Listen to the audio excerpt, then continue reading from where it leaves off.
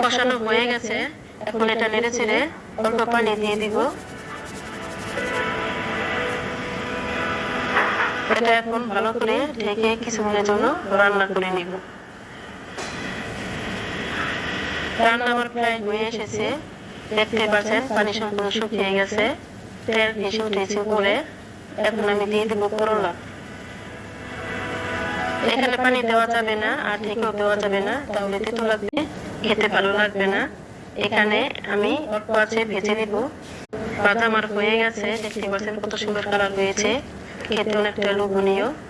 এটা ভাত বা রুটির সাথে খাওয়া যায়, খেতে খুবই মজা।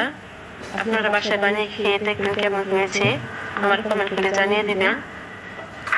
আর যদি ভালো লেগে থাকে একটা লাইক দিয়ে দিবেন। আসসালামু আলাইকুম, সবাই ভালো থাকবেন।